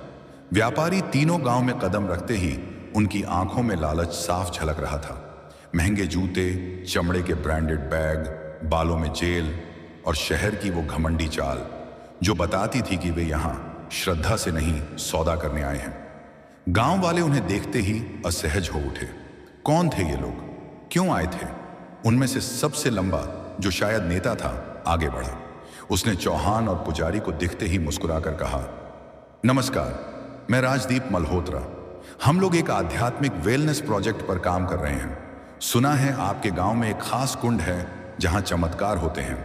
गांव वालों की भीड़ में एक हलचल हुई। किसी ने फुसफुसाकर कहा, चमत्कार, यह शब्द सुनकर ही तो संदेह होता है। दूसरे ने कहा, इन्हें जरूर कोई लालच है। मीरा भी दूर से यह सब देख रही थी। उसकी भौहें हल्की सिकुड़ गईं। उसने महसूस किया शांति फिर से किसी आने वाले तूफान को रास्ता दे रही है। राजदीप आगे बढ़ा और बोला, हम इस कुंड के आसपास एक बड़ा आश्रम बनाना चाहते हैं। योग केंद्र, ध्यान केंद्र, रिसोर्ट, विदेशी अतिथियों के लिए सुविधाएं। आपके गांव का नाम दुनिया भर में होगा। हम गांव को बहुत धन देंगे, सड़कें बनेंगी, अस्पताल बनेगा, स्कूल सुधरेगा। कुछ गांव वाले पल भर के लिए आकर्षित हो गए। धन का नाम सुनकर कमजोर मन डगमगा ही जाता है, पर ज्यादातर लोग चुप रहे क्योंकि वे जानते थे ये लोग जमीन चाहते हैं, भगवान नहीं। चौहान आगे आए। देखिए मल्होत्रा जी, यह स्थान पवित्र है। कल ही महादेव ने हमें अपने दर्शन दिए। यहां किसी तरह का निर्माण नहीं हो सकता। राजदीप हंस पड़ता है, धीमी तिरस्कार भरी हंसी। महादेव दर्शन? सच में आज के जमाने में लोग ऐसी कहानियां बनाते भी हैं और मानते भी हैं। सर, दुनिया चमत्कारों पर नहीं, पैसों पर चलती है। मीरा अब आगे आई। उसकी उपस्थिति देखते ही जैसे हवा में स्थिरता आ गई। लोगों के चेहरे बदल गए। सम्मान, विश्वास और सुरक्षा का भाव उभर आया। वह शांत स्वर में बोली, मल्होत्रा जी, आपका प्रोजेक्ट कहीं भी बन सकता है, लेकिन शिवकुंड पर नहीं। यह भूमि खरीदने या बेचने की नहीं, सेवा की है। राजदीप की मुस्कान एकदम ठंडी हो गई। आप वही लड़की हैं जिसे लोग संरक्षिका कहते हैं। देखिए, भावनाओं में आकर भविष्य खराब नहीं किया जाता। हम बहुत बड़ा ऑफर लेकर आए हैं। आप चाहें तो इसे व्यक्तिगत रूप से भी। मीरा ने बात काट दी। व्यक्तिगत लाभ की बात फिर मत कीजिए। इससे पहले कि आप मुझे गलत समझें, मैं महादेव की भूमि की रक्षक हूं और इस कुंड पर आपका एक ईंट भी नहीं गिरेगा। भीड़ में हल्की तालियां उठी, लेकिन व्यापारी की आंखें अब बेहद खतरनाक हो चुकी थीं। वह बोला, आप समझ नहीं रही। हमारे प्रोजेक्ट में बड़े नेता, बड़े अधिकारी, निवेशक सब जुड़े हैं। अगर आप जमीन नहीं बेचेंगी तो भी काम रुकने वाला नहीं। मीरा का चेहरा गंभीर हो गया। धमकी है यह? नहीं, राजदीप मुस्कुराया। सच्चाई है। हम जो चाहें करवा सकते हैं। कानूनी पेपर तैयार हैं। हम सड़क का अधिग्रहण करा देंगे, जंगल का पर्यावरणीय सर्वे बदलवा देंगे और आपकी पंचायत की जमीन जबरन अधिग्रहित की जा सकती है। भीड़ में डर फैल गया। कुछ महिलाएं फुसफुसाईं, अगर सरकार ने कुंड ले लिया तो? किसी ने कहा, हम क्या कर पाएंगे? मीरा ने हाथ उठाकर सबको शांत किया। उसकी आवाज दृढ़ थी। जो स्थान भगवान खुद संरक्षित करते हों, उसे कोई मनुष्य छू भी नहीं सकता। राजदीप ने एक कदम आगे बढ़कर कहा, तो ठीक है, हम कल से ही जमीन का मुआयना शुरू करवा देंगे। देखते हैं हमें कौन रोकता है। उसकी आंखें मीरा पर टिक गईं। और हां, यह मत सोचिएगा कि भगवान आकर आपको हर बार बचा लेंगे। कभी कभी इंसान को दुनिया की ताकत का सामना करना पड़ता है। वह मुड़ा, अपना कोट झटका और अपनी टीम के साथ कार में बैठकर चला गया। गांव में सन्नाटा छा गया। कोई बोल नहीं रहा था, कोई नजरें नहीं मिला रहा था। हर किसी के मन में यही घबराहट, क्या होगा? मीरा ने आकाश की ओर देखा। सूरज ढलने वाला था और शाम का रंग गहरा बैंगनी हो चुका था। वही रंग जो महादेव के अस्तित्व जैसा लगता है। शिवकुंड के पास पहुंची ही थी कि उसे दिखाई दिया। रघुनाथ वहीं पहले से बैठा था। आंखें लाल थीं, शायद रोया था। उसने मीरा को देखते ही खड़े होकर कहा, मीरा, मैं जानता हूं यह लोग खतरनाक हैं। पैसों वाले लोग किसी भी हद तक जा सकते हैं। वे लोगों को खरीद लेते हैं। अधिकारी, पुलिस, नेता, उन्होंने मेरे चाचा की जमीन भी इसी तरह हड़प ली थी। मीरा ने कहा, रघुनाथ, जिन्होंने महादेव को देखा है उन्हें मनुष्यों की धमकी का डर नहीं होता। रघुनाथ बोला, डर तुमको नहीं है, लेकिन गांव वालों को है। और अगर गांव वाले डर गए तो कल को ये व्यापारी सबको खरीद लेंगे। फिर यह कुंड नहीं बचेगा। मीरा कुछ क्षण शांत रही। फिर उसने कहा, महादेव ने कहा था, जहां सत्य की रक्षा करनी हो मैं वहां स्वयं आऊंगा। मुझे विश्वास है। रघुनाथ ने सिर हिलाया। लेकिन मीरा, कभी कभी भगवान परीक्षा लेने में वक्त लगाते हैं और उसके पहले इंसान को ही रास्ता ढूंढना पड़ता है। मीरा ने त्रिशूल को देखा जो उसे रघुनाथ की दादी ने दिया था। उसकी नोक से हल्की सी धूप जैसी चमक निकलती थी। मीरा ने महसूस किया, शायद यह सिर्फ प्रतीक नहीं बल्कि एक मैसेज है। अगली सुबह गांव में अफवाह फैल गई, शहर से अधिकारी आ रहे हैं, जमीन का सर्वे होगा, कुंड को घेरेंगे शायद। डर की लहर दौड़ गई। महिलाएं मंदिर की ओर भागी। पुरुष आपस में बहस करने लगे। किसी ने कहा, मीरा का साथ देंगे। किसी ने कहा, हमें सरकार से नहीं भिड़ना चाहिए। किसी ने डर कर कहा, अगर जमीन अधिग्रहण हो गई तो? मीरा शांत थी। वह शिवकुंड के पास खड़ी हो गई, एकदम स्थिर जैसे पहाड़। कुछ ही देर बाद सफेद एसयूवीज गांव में दाखिल हुई। अधिकारी उतरे, उनके साथ वही व्यापारी राजदीप। चेहरे पर दर्द, आंखों में जीत की चमक। राजदीप चिल्लाया, काम शुरू करो, पूरा क्षेत्र मापो। 2 कर्मचारी कुंड की तरफ बढ़े। उनके पैरों ने जैसे ही पवित्र भूमि को छुआ, हवा अचानक भारी हो गई। दूर बादलों में हल्की गड़गड़ाहट हुई, जबकि आसमान एकदम साफ था। मजदूर रुक गए। एक ने कांपते हुए कहा, सर, यहां कुछ अजीब लग रहा है। राजदीप चिल्लाया, यहां की लड़की ने ब्रेन वॉश कर रखा है सबको, काम करो। उन्होंने दोबारा कदम बढ़ाए, लेकिन इस बार जमीन से गर्म भाप जैसी हल्की सी लपट निकली। वे पीछे हट गए, डर से लड़खड़ाते हुए। राजदीप गुस्से से लाल हो गया। मीरा, ये सब तमाशा बंद करो। तुमने कोई ट्रिक लगाई है ना? कोई गैस, कोई मशीन? मीरा आगे आई। उसके चेहरे पर बस शांति थी। मैं कुछ नहीं कर रही मल्होत्रा जी, ये स्थान खुद अपने आप की रक्षा कर रहा है। अब अधिकारी आगे आए। एक बोला, देखिए मिस मीरा, कानून कर्मचारी को रोकने की अनुमति नहीं देता। जमीन पंचायत की है और सरकार के पास अधिकार है। मीरा ने उत्तर दिया, और यह भूमि महादेव की है। अगर आप चाहें तो आगे बढ़ें। पहले मशीन गिरती है या मनुष्य, ये भगवान देखेंगे। लोग अब मीरा के पीछे खड़े होने लगे। एक बुजुर्ग बोला, अगर मीरा अकेली खड़ी हो सकती है तो हम क्यों नहीं? दूसरा बोला, हम भी यहीं रहेंगे, जो होना होगा यही होगा। महिलाएं आगे आईं।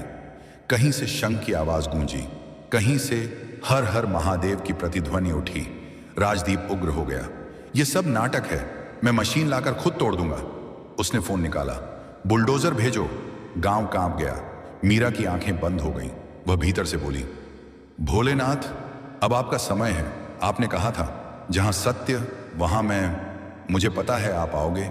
अचानक आसमान काला हो गया, बिना बादलों के। हवा ठंडी हो गई, पक्षी उड़कर पेड़ों पर जमा हो गए। कुंड की सतह चमकने लगी, नीली, गहरी, अति विचित्र। अचानक हवा में डमरू की पहली टुनक सुनाई दी। लोग जड़ हो गए। राजदीप का फोन हाथ से गिर गया। अधिकारी पीछे हट गए। टुनक, टुनक, टुनक। आवाज शिवकुंड की गहराई से उठ रही थी। मीरा की आंखें खुली, उसका चेहरा चमक रहा था। उसने धीमे से कहा, आ गए मेरे महादेव। डमरू की ध्वनि जैसे जैसे गहराती गई, गांव की धड़कनें धीमी होती गईं। लोग न हिल पा रहे थे, न बोल पा रहे थे। हवा में एक अजीब कंपन था, ऐसा कंपन जो कानों से नहीं, आत्मा से महसूस होता है। पेड़ स्थिर थे, पक्षी मौन थे, और शिवकुंड की सतह पर नीले प्रकाश की लहरें तेज होती जा रही थीं। राजदीप, जो अभी तक गुस्से और घमंड में तमतमा रहा था, धीरे धीरे पीछे हटने लगा। उसके हाथ कांपने लगे। उसके चेहरे पर ऐसा भय था जैसा किसी ने पहली बार अपने पापों को जीवित रूप में सामने खड़ा देखा हो। अधिकारी एक दूसरे की ओर देखने लगे, जैसे पूछ रहे हों कि क्या अब भी आगे बढ़ना ठीक है। मीरा अकेली आगे खड़ी रही, बिल्कुल स्थिर, अंगारों पर तपे लोहे जैसी दृढ़ता के साथ। उसकी आंखें जैसे उस दिखाई न देने वाली शक्ति से जुड़ी थीं। उसके पीछे गांव की भीड़ अब एकजुट हो चुकी थी। हर कोई सोच रहा था कि अब क्या होगा। अचानक शिवकुंड के ऊपर की हवा घूमने लगी, धीरे धीरे, फिर तेज, फिर बहुत तेज, जैसे कोई अदृश्य शक्ति उसमें उतर रही हो। नीले प्रकाश में एक लंबा विशाल आकृति बनने लगी। पहले सिर्फ छाया, फिर रूप, फिर तेजस्वी आभा। लोगों के मुंह से अनायास निकला, हर हर महादेव। कुंड के ऊपर धुएं जैसे प्रकाश में एक विशाल आकृति उभरी, जटाधारी, भस्म लेपित, त्रिशूलधारी, मृदु पर भयानक तेज से दमकती हुई। चेहरे पर गंभीर, शांत, परम निराकार का भाव। यह स्वयं महादेव का आभामय स्वरूप था। पूरी तरह प्रकट नहीं, पर इतना कि ब्रह्मांड भी नतमस्तक हो जाए। राजदीप वहीं गिर पड़ा। अधिकारी एक कदम पीछे हट गए। कर्मचारी भागने लगे, लेकिन मीरा, वह जैसे निर्भीक हो चुकी थी। आकृति से एक धीमी पर पृथ्वी को चीर देने वाली आवाज गूंजी, यह स्थान पवित्र है, अग्नि, जल, वायु और आकाश की साक्षी में पवित्र। जिस भूमि को भक्त के आंसुओं ने सींचा हो, जिसे सत्य की रक्षा से बल मिला हो, जिसे भक्ति ने पवित्र किया हो, उसे कोई नष्ट नहीं कर सकता। राजदीप कांपते हुए बोला, मुझे माफ कर दीजिए, मुझे नहीं पता था। आवाज और गंभीर हो गई। पाप हमेशा ज्ञान के अभाव से नहीं, अहंकार से जन्म लेता है। तुम्हारा पाप अज्ञान नहीं, अनादर था। राजदीप वहीं घुटनों के बल रोने लगा। उसका पूरा शरीर कांप रहा था, जैसे कोई बीमार पत्ता तूफान में टिके रहने की कोशिश करता है। आकृति फिर बोली, जो मनुष्य भूमि को सोने के बदले बेच देते हैं, वे अंत में अपने ही जीवन को बेच बैठते हैं। तुमने इस भूमि को छूने का प्रयास नहीं, बल्कि यहां की सत्यता को चोट पहुंचाने का दुस्साहस किया। अधिकारी अब पूरी तरह कांप चुके थे। उनका घमंड पिघल चुका था। उन्होंने हाथ जोड़ दिए, क्षमा कीजिए भगवान, हम नहीं जानते थे। तभी आकृति की दृष्टि मीरा पर पड़ी। उसकी आवाज अचानक अत्यंत मृदु हो गई। मीरा, तुम सत्य की संतान हो। तुम्हारे पिता ने जिस दिन अपने भीतर के भय को मारा था, उसी दिन यह भूमि तुम्हें सौंप दी गई थी। आज तुमने वही किया। अहंकार की ज्वाला के सामने अडिग सत्य की तरह खड़ी रही। तुमने शिवकुंड को सिर्फ बचाया नहीं, इसके जीवन को आगे बढ़ाया है। मीरा की आंखों से आंसू बह निकले। वह तुरंत झुक गई। भगवान, मैं आपकी सिर्फ सेविका हूं। मुझे लगता था मैं अकेली हूं, लेकिन आपने साथ दिया। महादेव की आकृति बोली, भक्त कभी अकेला नहीं होता। अकेला वह होता है जो सत्य से दूर चला जाए। तुम्हारे भीतर जो तेज है, वह तुम्हारे पिता का नहीं, हमारा वरदान है। गांव की भीड़ घुटनों पर बैठ गई। हर चेहरा आंसुओं से भरा था, हर दिल एक अनुपम शांति से सराबोर था। इसी बीच एक हवा सा बदलाव आया। शिवकुंड के ऊपर का प्रकाश धीरे धीरे नीचे उतरने लगा और जैसे किसी शक्ति ने उसे दिशा दी हो। वह प्रकाश मीरा की ओर बढ़ा और उसके हाथ में मौजूद छोटे त्रिशूल से जुड़ गया। क्षण भर में त्रिशूल चमक उठा, गहरा नीला तेज, ऐसा जिसे मनुष्य की आंखें अधिक देर तक सहन नहीं कर पाती। मीरा हतप्रभ थी। उसने त्रिशूल को छाती से लगाया। महादेव बोले, इस त्रिशूल में अब केवल धातु नहीं, हमारी ऊर्जा का अंश विराजमान है। जब भी इस भूमि को संकट होगा, जब भी तुम्हारे मन में संशय आएगा, जब भी सत्य कमजोर पड़ने लगेगा, यह त्रिशूल तुम्हें दिशा देगा। मीरा की आवाज टूट रही थी। भगवान, क्या यह कुंड अब सुरक्षित रहेगा? आकृति बोली, सुरक्षा तुम्हारी भक्ति में है मीरा। सुरक्षा उस सत्य में है जिसे तुमने थामा है। हमने अपनी उपस्थिति तुम्हें दिखा दी। अब संसार की कोई शक्ति इस भूमि को छू नहीं सकती। फिर महादेव की दृष्टि राजदीप पर गई। वह भीगी बिल्ली की तरह जमीन पर पड़ा कांप रहा था। महादेव की आवाज गूंजी, उठो मनुष्य। राजदीप कांपते हुए खड़ा हुआ। तुम्हें जीवन इसलिए दिया जाता है ताकि तुम सीख सको, नष्ट करने के लिए नहीं, बनाने के लिए। धन महत्वपूर्ण है, परंतु धन के लिए पवित्रता पर चोट करना, यह तुम्हें विनाश की तरफ ले जाता। राजदीप रो पड़ा, भगवान, मैं बदल जाऊंगा, मैं इस कुंड की रक्षा करूंगा, मैं अपनी भूल सुधारूंगा। महादेव बोले, भूल स्वीकारना ही प्रायश्चित का पहला कदम है, पर याद रखना, लालच फिर जन्म लेगा। तुम्हारे भीतर, तुम्हारी चाहतों में, तुम्हारे निर्णयों में, तुम्हें प्रतिदिन उसे पराजित करना होगा। राजदीप ने सिर झुका दिया। मैं आपकी शरण में हूं प्रभु। महादेव की आकृति अब धुंधली होने लगी, पर हवा में उनका तेज रह गया, जैसे ब्रह्मांड ने स्वयं गांव के चारों ओर एक अदृश्य कवच बना दिया हो। उन्होंने अंतिम बार कहा, मीरा, यह भूमि अब तुम्हारी है। इसे संजोना, इसकी रक्षा करना और इसे भूलना मत कि यह सिर्फ पानी का कुंड नहीं, यह भक्ति का हृदय है। और फिर डमरू की एक अंतिम टुनक हवा में गूंजी और प्रकाश की आकृति धीरे धीरे आकाश में विलीन हो गई। गांव स्तब्ध खड़ा था। एक पवित्र भय, एक दैवीय आनंद, एक शांति जो शब्दों में नहीं समा सकती। मीरा पहले स्वर में फुसफुसाई, हर हर महादेव, और पूरा गांव एक साथ गरज उठा, हर हर महादेव। शिवकुंड का जल तेजी से नीला हुआ, फिर शांत, फिर स्थिर, जैसे समुद्र भी शिव के चरणों में झुक गया हो।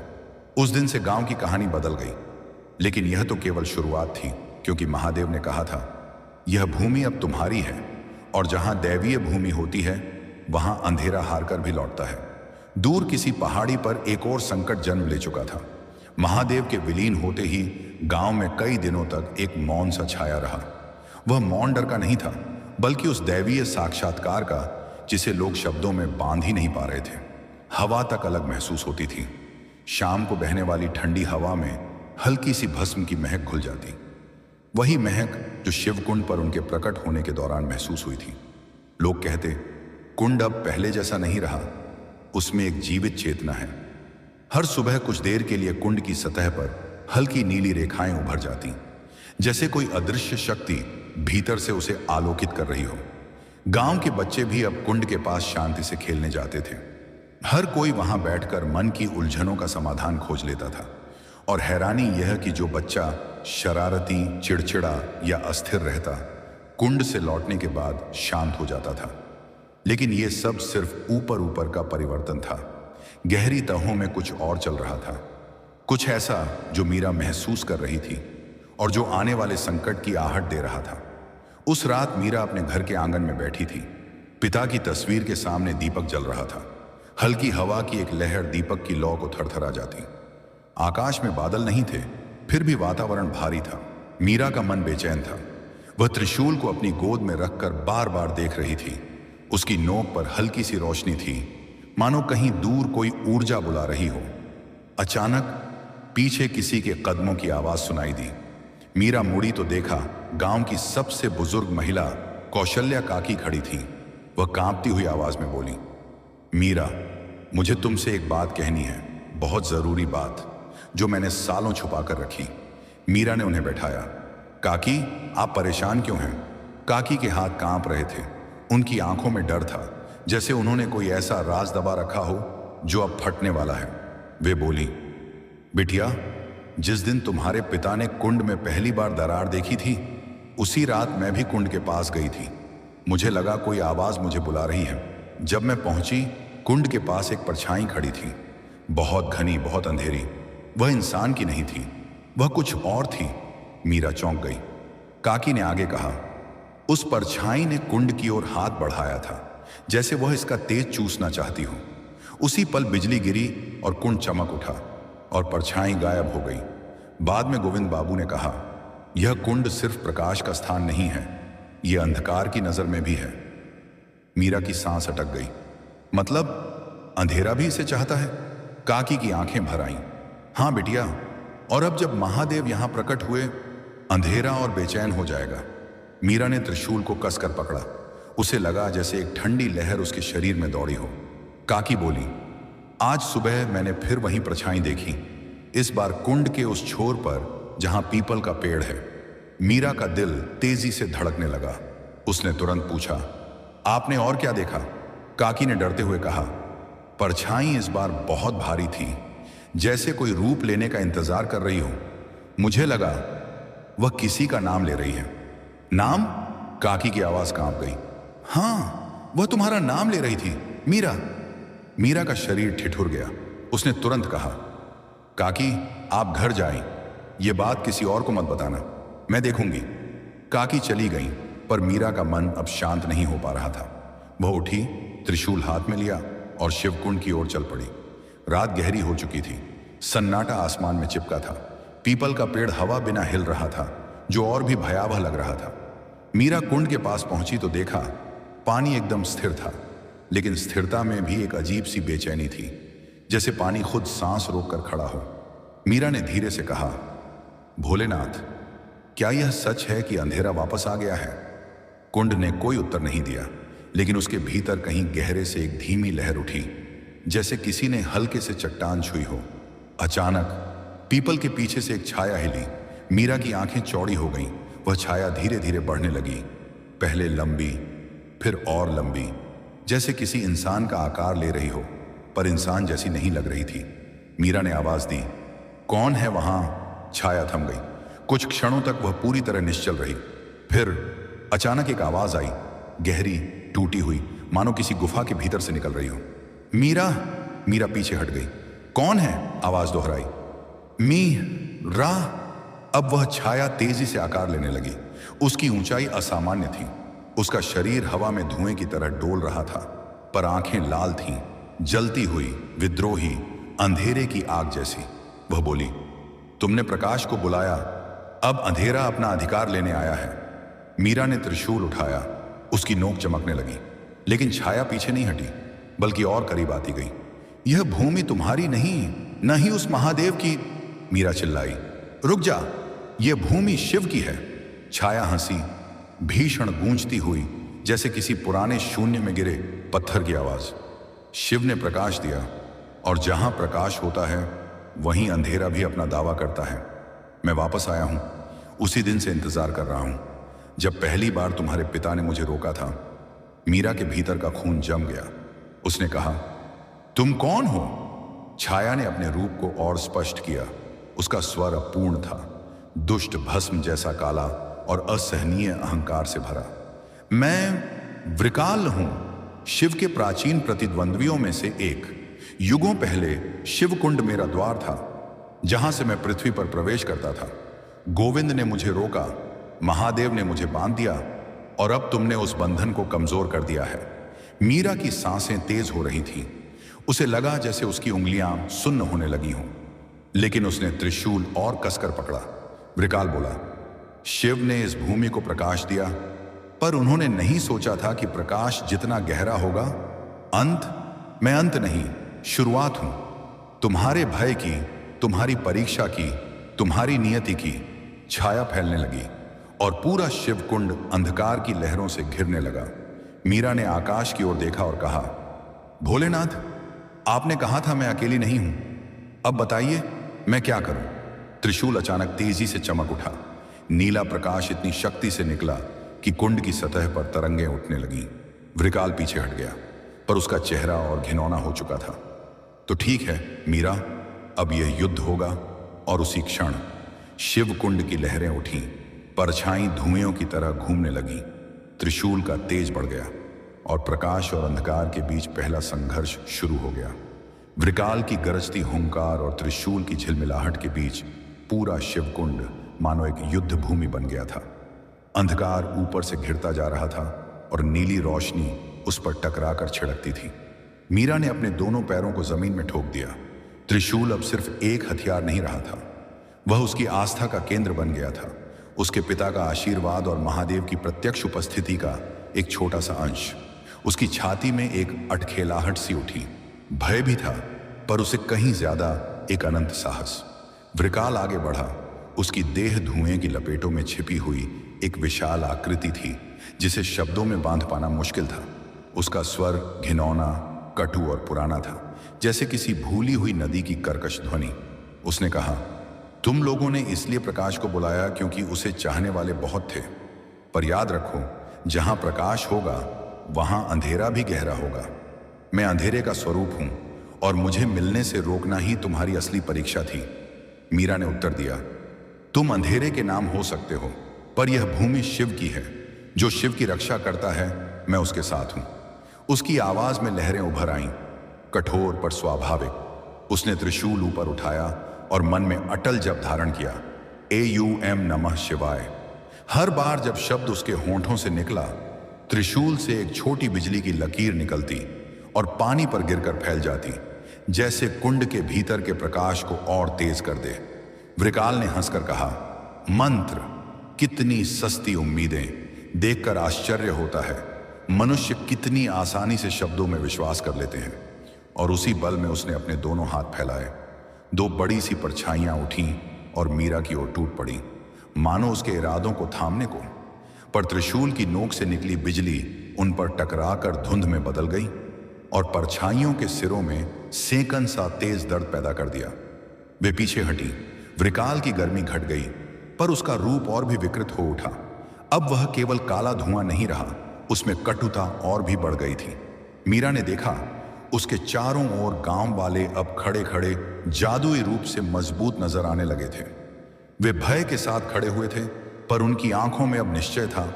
और हर बार जब भी वह त्रिशूल से झप करता, गांव के लोगों के मनों में भी कोई अंश जाग उठता, जैसे मिलकर उनका विश्वास शक्ति बनता हो। यह महादेव की वह दी हुई शक्ति थी जो अकेले नहीं, जब समुदाय के साथ जुड़ती है तो असंभव को संभव बना देती है। वृकाल ने जोर से सांस ली। तो चलो देखते हैं मानवीय नादानियों के विश्वास कितने समय तक टिकते हैं। उसने अपनी हंसी में अब गहरे पुराने शोषण की गंध मिला दी, सैकड़ों सालों की भूख, अपमान और वियोग। उसने कलेजे में हवा भरकर एक मुखर चीख निकाली और उसी चीख के साथ चारों ओर की जमीन सख्त हो गई। रेत जैसी सतह से पत्थर उभर आए। जैसे जैसे पत्थर उठते, वे गांव वालों के बीच दीवार बनकर खड़े हो गए और सड़कें सिमटना शुरू हुईं। लोगों के कदमों के लिए जगह घटती गई, सांसें घुटती गईं। वृकाल की चाल थी कि वह हर तरह से समूचे गांव की समरसता को काटना चाहता था। उसका लक्ष्य केवल कुंड ही नहीं, विश्वास की जड़ को छेदना था। मीरा ने महसूस किया कि यह केवल एक बाहरी लड़ाई नहीं रही, यह मन की लड़ाई भी थी। उसने आंखें बंद कर लीं, अपने भीतर उतरकर महादेव की उसी वाणी को पकड़ लिया, विधान जो उससे पहले उसके पिता के भीतर भी था। उसने जोर से जपा, AUM नमः शिवाय, और साथ ही अपने हाथ से त्रिशूल को नीचे जमीन पर ठोक दिया। त्रिशूल के स्ट्रोक ने पृथ्वी की सतह को छुआ और उसी छूने पर जैसे किसी ने पानी के नीचे से एक भंवरा छोड़ दिया। नीली चमक की लहरें जमीन में समा गईं, पत्थर फट गए, रास्ते फिर खुलने लगे और गांठों सा जो दबा था धीरे धीरे खुलने लगा। वृकाल को यह सहन नहीं हुआ, वह डरकर चिल्लाया। उसकी आवाज अब एक कौवा की तरह बदसूरत सी हो गई। उसने आसपास की हवाओं को बुलाया, ठंडी अशुद्ध हवाएं जो डर फैलाती थीं, पर हर बार जब वे गांव के ऊपर गुजरती, वे त्रिशूल की शीतल विभा से धुल जाती। सतह पर खड़े लोग महसूस करने लगे कि उनके भीतर एक ऐसा बल आ गया है जो केवल भय को ही नहीं, बल्कि भय के पीछे के कारण को भी उखाड़ता है। लालच, ईर्ष्या, झूठ, वे सब कुछ नीचे जाकर उजागर हो गया। फिर अचानक वृकाल ने अपना सबसे बड़ा रूप दिखाना चाहा। एक विशाल काली परछाई ने गांव के टॉप पर पहुंचा और वहां की हवा को ऐसे जकड़ लिया जैसे किसी ने सारी खुशी छीन ली हो। पेड़ों की पत्तियां तिलमिला उठीं, पशु घबराकर इधर उधर भागे और कुंड का जल जैसे एकदम ठंडा पानी नहीं रहा, उसमें सिहरन सी उभरी। मीरा ने देखा कि वृकाल उन शाखों से जुड़ा हुआ था। उसका स्रोत वही था जो पहले भी काकी ने बताया था, एक पुराना द्वार, कुंड के निचले भाग में कहीं गहराई में दबा हुआ शून्य। मीरा समझ गई, वृकाल का संबंध केवल सतह से नहीं था, वह उस निचले अंधेरे का संरक्षक था जो पुराने दिनों से किसी तरह यहां की मिट्टी में बैठा हुआ था। उसे बाहर निकालने वाला कोई हीरो नहीं था, बल्कि जो चाहने लगेगा वही उसे रोकेगा। और इस चाहना का मतलब था सच्चे मन से एकजुट होकर शिव की ओर पुकारना, बिना स्वार्थ, बिना घमंड के। वह अपने भीतर की सारी कमजोरियां और डर बैठाकर जपने लगी। हर ओम पर वह पहले से भी तेज होती गई और त्रिशूल की नोक से निकली चमक अब सिर्फ उसकी नहीं, पूरे गांव की ऊर्जा थी। वृकाल की मूर्ति जैसे पिघलने लगी, उसकी परछाइयां टूटकर छिन्न भिन्न हो गईं, पर वह पूरी तरह रोकना नहीं चाह रहा था। उसने अपने अंतिम स्वर में कहा, तुम लोग इसे जीना चाहती हो? ठीक है, ले लो, युद्ध कर लो, पर याद रखना, अंधेरे के अंश लाखों बार छोटे रूप लेकर वापस आते हैं। वह खुद ही टिककर फिर एक सांप सी लहर बन गया और मिट्टी में खिसकने लगा, कहीं गहरे में जाकर छिपने की कोशिश करने लगा।